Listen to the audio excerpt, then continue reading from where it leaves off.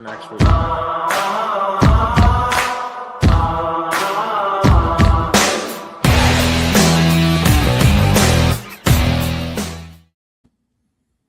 It's the Dirt Show. Caleb. Always Race Day Dirt podcast. New episode right here. We don't need to play the Dirt theme song. It's all good. I love the on your toes-ness of our show anyway. We're going to talk everything dirt racing, obviously. Kyle Larson won on Thursday at Eldora. Wish we could have seen him compete on Saturday night, but we got another banger of a race instead with Anthony Macri taking home the King's Royal. We were there all weekend. We talked to Macri's crew chief and Joe Mooney, had some awesome videos. You guys watched the you-know-what out of them. And we appreciate that more than you know. That's how we get up and down the road, is by anything that you guys do interacting with our stuff on YouTube, X, Facebook, TikTok, Instagram. So thank you guys for that. And if you're not subscribed anywhere, please go do so. Also, because I keep forgetting to promote my own stuff. I'm very bad at being braggadocious, but Ryan Levitt made some really dope looking Always Race Day merch for us. It's on shoptrackthreads.com. You can get a ton of Knoxville teams and people there. It's locally owned, locally distributed, and some awesome deals. Sawyer Phillips is on there. I always lead with him because his top wing's above my head. Tasker Phillips, his top wing's sitting over there. Those are my two friends that wreck the most, so it's fitting that I found my way to get one of their wing panels first. Kate Higday's on there. I'm drawing blanks. I need to have the thing open. Dustin Selvage is on there. I know that for a fact. And then our guys over at Knoxville Knights are on there. So go support them. Shoptrackthreads.com. We got some new stuff coming merch-wise in the coming days as well. Last but not least, certainly not least, big shout out to our presenting sponsor, Chris Weiser and Profit Machine. AI. Every business needs AI right now, but nobody knows fully how to use it. But with a dedicated development team, live weekly coaching calls, sales scripts, and pitch decks, as well as access to a private member community with 200 plus AI advisors, AI Profit Machine can help you out. Today, go to profitmachine.ai, fill out the little questionnaire. I told everyone I might go do it again and see if I can break my record of 90 seconds getting through the 8 questions they ask you. They're very selective with their clientele, but if they can help you, they will. And I've been told the returns there are really, really good. Chris Weiser is the guy behind that, and he's been on Rico Abreu's sprint car last week, as well as Carter Sarf's with the Chase Briscoe Racing guys. So can't thank him enough, and can't thank you guys enough for the support. So big shout out to Chris. And without further ado, Eric, how are you doing, man? Good. I got sprint car racing on the TV and sprint car racing on the iPad, and you wanted to have the people look at your mug tonight while there's sprint car racing going on. So look at that. Yeah, I don't love going live when there's a bunch of races going on. So this will be kind of an experimental thing. Please tell your friends we're doing this. Come in here and comment about it. I have a stream going on my phone. I'm trying to stay up with it. I'm terrible with technology, which is bad for owning a media company, right? But I'm very much take the half of the HDMI cord and take it out of the PlayStation and put it in the laptop, and that is how I will watch TV. It's very simple for me because I know how to get it on here, and I don't have it on there. And so I haven't, I could probably download the Dirt Vision or Flow apps and at least have both of them going at the same time while I'm trying to watch 3 races, but we'll do all right with my race pass and guessing and checking where things are. We got 3 apps tonight. Actually, I could probably put it on YouTube. We might try that in a second here once we get rolling, because the World of Outlaws race tonight is on for Dirt Vision. It's on YouTube. They're having technical difficulties. They put the race up for free. We got a comment saying they wanted their part of their annual subscription fee discounted for that race not working. And I had to laugh, because if you take every race Dirt Vision broadcasts and divide the $300 by the amount of races, you might get 5 cents back. Yeah. So maybe someday they can send me send me how many races they have for the year. We'll chart it or something and calculate it because, man, oh man, I'm so tired of people complaining with the IndyCar fans in NASCAR world today. And it's just all I see anymore is just people. I can't even say that word yet. Oh, we're okay. 17 in. No.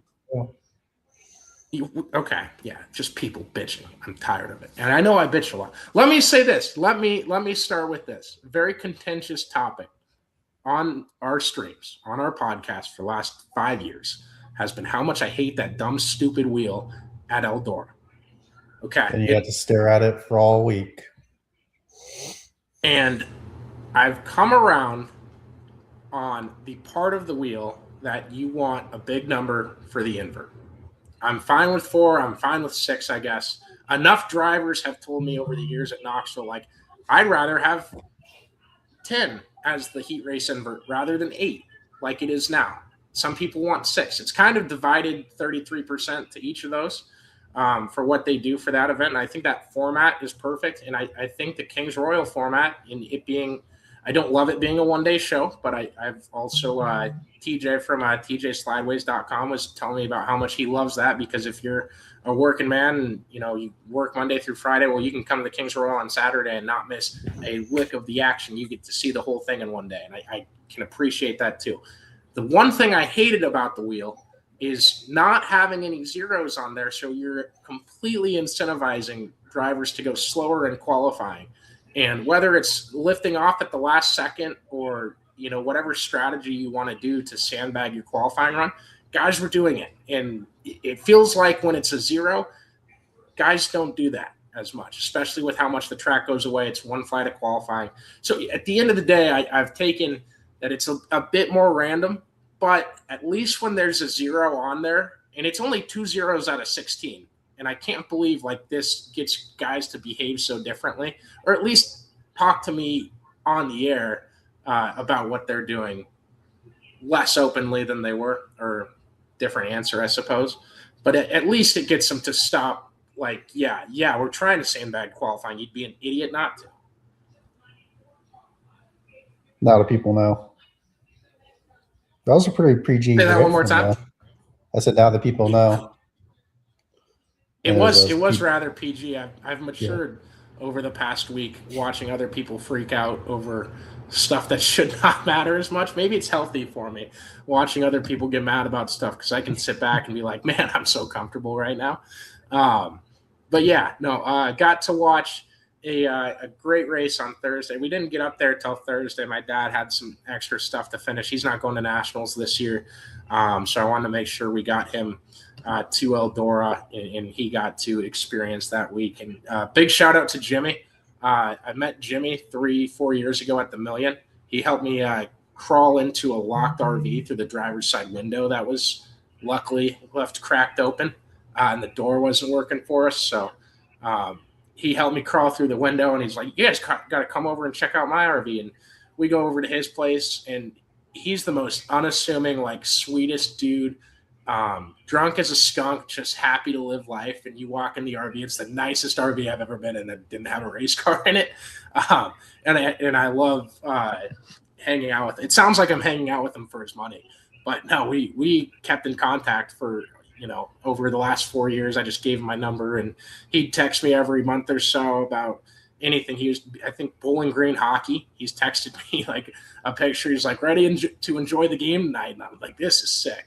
So big shout out to Jimmy out there and all the gang that hangs with them, because it's just cool to find people just in campgrounds at dirt races, and you end up being lifetime friends with them. So really, really fun week at Eldora. But your boy Kyle Larson took care of business on Thursday. Eric, what do you think of that?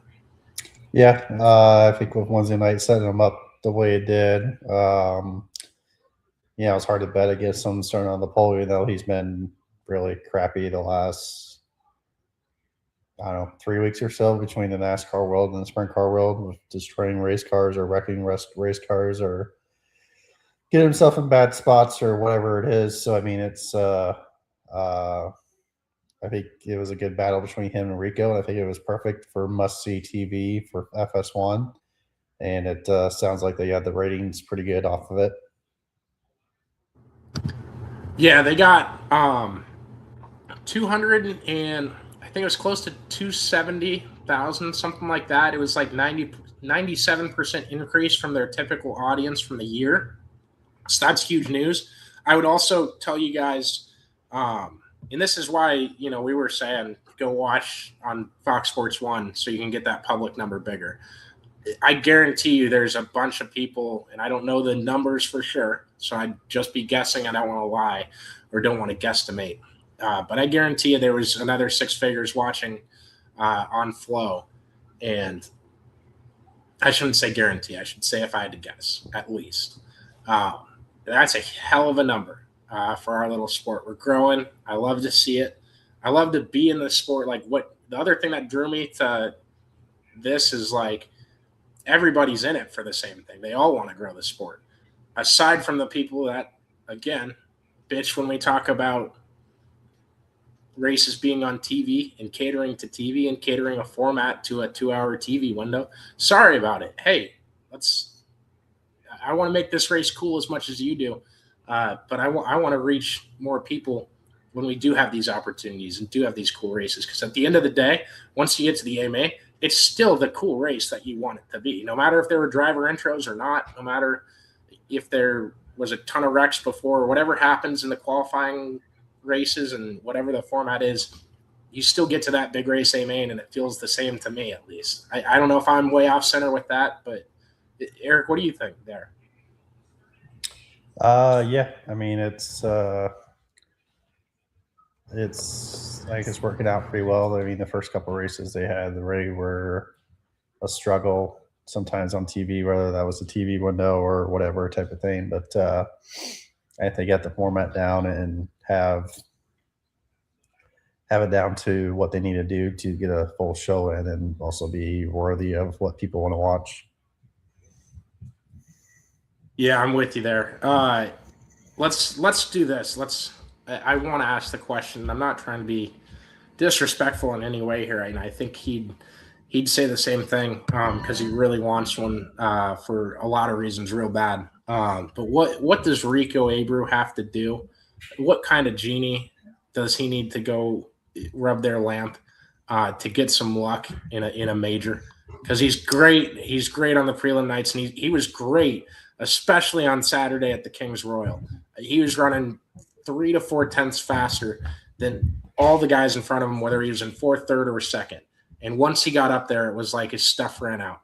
And man, he's going to win one of these massive races soon. The roof's going to come off, and that saying like the place is going to burn down. It's not going to burn down, but we'll throw a massive party when he does. I think you just need to start more forward in the future on Saturday night.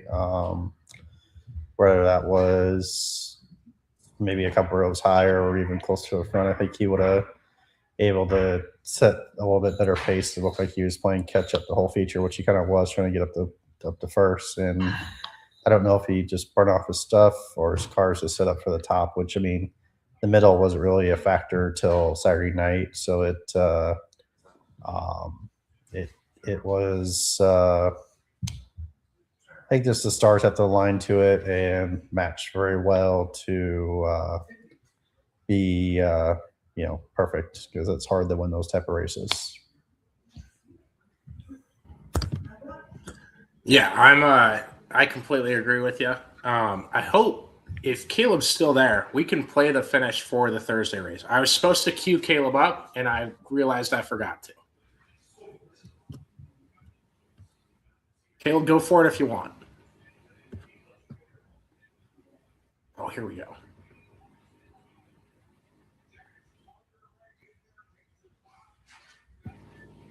In the battle for the win, Anthony Macri finding the bottom to his liking. We race to 3 laps to go, and the battle for the win is on.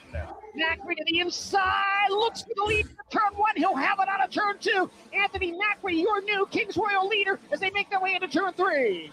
Anthony Macri into 3 and 4 for the final time. Back-to-back crowns for the Concrete King. Anthony Macri wins his 2nd consecutive Kings Royal.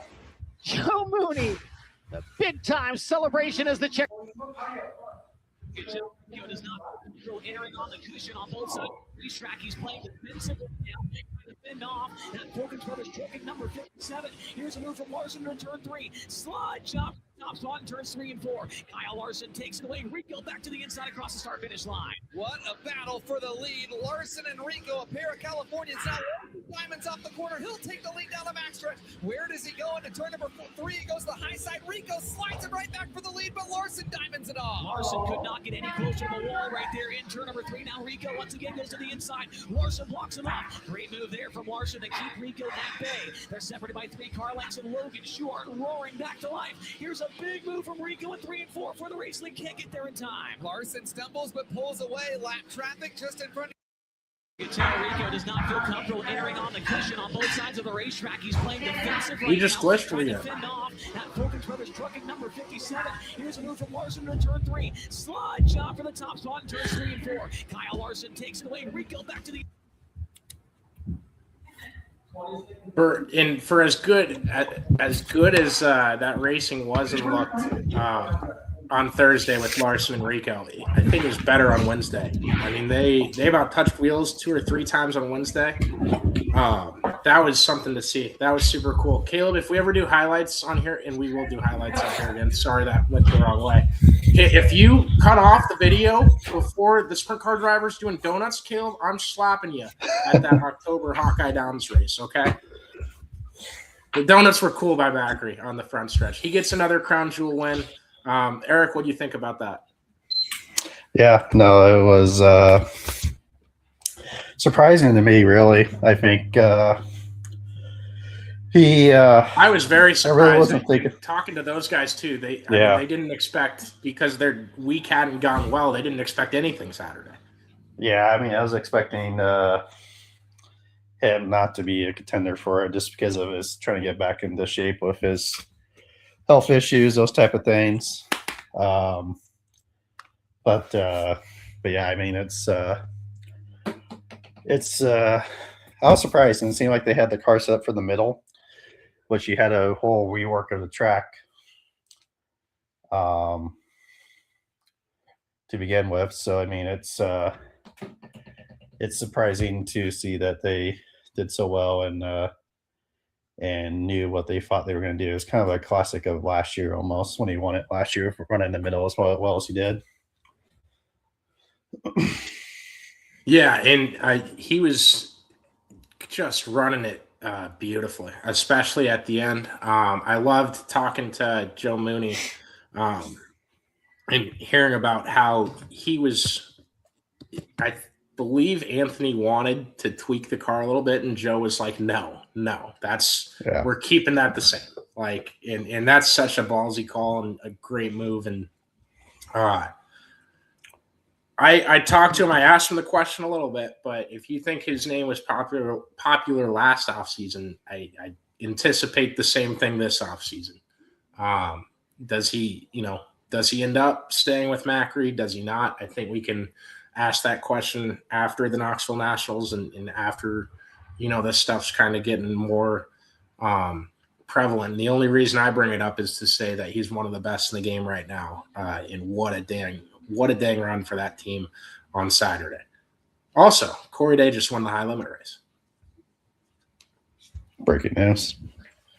It is breaking news. We try to do that here. And I see, like, I'm looking at our views, and definitely less people than we normally have, because there's 3 different high-profile races going on with a lot of high-profile names. And all. Kenny Wallace is winning the UMP feature for the support race at Oshweekend Speedway. I was wondering the whole week why I was up there after his. He did a great video with Stuart Friesen today. So that's really cool to see. But hopefully people come back and listen to this and appreciate everybody that follows along with us. I only had a couple more things here to talk about, but Carson Macedo threw a Ford in all last week. It's the first time we've seen him points race with the Ford engine in. What did you think about that, Eric? And if you watched any of his comments that he made to us? Yeah, it sounds like they're going to try to run that a little bit more and more. I don't know. I also think the Kistler Fords have a little bit of worse gas mileage than everybody else gets. Otherwise, they were really undercutting it because they did run out of fuel. We should probably talk about that first. I'm sorry for getting unorganized on us, but so the caution comes out lap, I think 7 to go or so. Mm-hmm. They couldn't have pace laps more than a couple of times, maybe 3 pace laps. Everyone went through it. Then it comes out again. As in, I believe this would be like 43 laps on track, not counting the pace laps they do before the race, which I probably should start counting them if I'm going to have this conversation. Maybe we could go back sometime and look. But Spencer Baston, I believe, is what brought out the caution. He was facing the wrong way, trying to pull off the track. But Carson Macedo runs out during that last stint too. The World of Outlaws decided to do the 2-lap shootout like normal. They did not give Carson Macedo his spot back, and they gave everybody an open red. What did you think about that call, Eric? Yeah, I mean,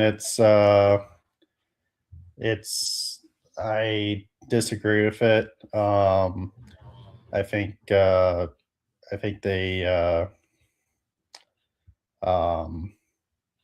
they should have had them be pretty much stopping at the same time they did the red flag, and they reached the lap counts.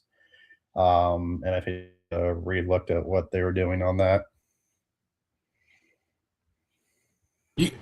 So say that one more time for you. Want them to go back to how the order was with 2 to go? They should have. Well, they should have looked. He was stopping the same time they did their stop of the cars, pretty much. I mean, he had stopped, and then they let one more lap, and then they red flagged it. So, I mean, do you think they threw the open red because he ran out? Yeah, I mean, they pretty much did. They hit the lap count about the same time they did for that. So, do you think that was the lap count they talked about at the start of that race? I think so. I think that's where they were at on it. So that's what I don't get for the fuel stop. Everybody that I've talked to is pretty much against calling that open red, calling that fuel stop, but we typically see one in the Kings Royal anyways. Right. Carson didn't get his spot back either. They're more so like they want the race to be settled on the track. They don't want the crew chiefs involved. I kind of like that the crew chief gets involved in these situations, except I can also see where they're coming from. I'm watching Kenny Wallace celebrate on top of his car. It is fun. He's just a fun dude. But yeah, I don't know. I expected a fuel stop at some point in the race. I don't love when Crown Jewel races go clean and green. Especially with no break in the middle like the Knoxville Nationals got. That's why I'm a big fan of that break.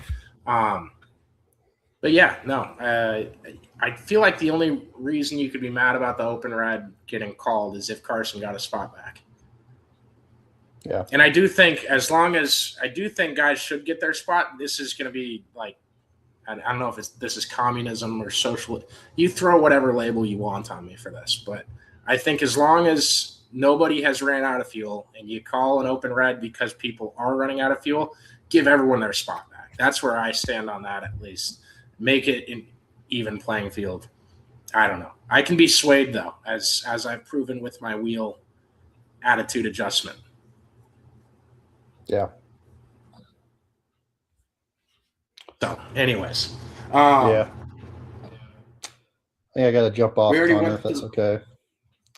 Yeah, you're all good. I was about to wrap up anyways. We'll have a longer show next week. Eric, you get out of here. Appreciate you for taking the time. Appreciate it, man. Yep, see ya. We'll have some more people on here next week. Eric had to get going, obviously. But I was looking for guests that would have been available tonight, and they're all racing somewhere. So next week, should have a guest or two. We've had a couple interviews we've been wanting to do and a couple we want to do either during or before the Knoxville Nationals. So look out for our stuff coming for the month of August. If you want to leave us any ideas, any comments, any questions you have merch-wise, whatever you guys want to see, please do that. Send me DMs. Send me my emails. Pretty out there, but connorford9@gmail.com, or you can use the alwaysracedday@gmail.com as well. But appreciate you all for tuning in, for listening, for everything you guys do for us, because we had a great weekend at Eldora. Kenny Wallace just did the hip thrust at the camera with the belt on he got for winning the modified race. That was fun to see when I looked up. But yeah, shoptrackthreads.com if you want ARD merch. I've been asked if we'll have any at Knoxville, and I will answer that question next week when I'm on here. Should have some news on that Saturday, maybe. If not, we'll talk about it next week. And appreciate Ryan Levitt for everything he does for us, as well as Chris Weiser and the guys at Profit Machine AI.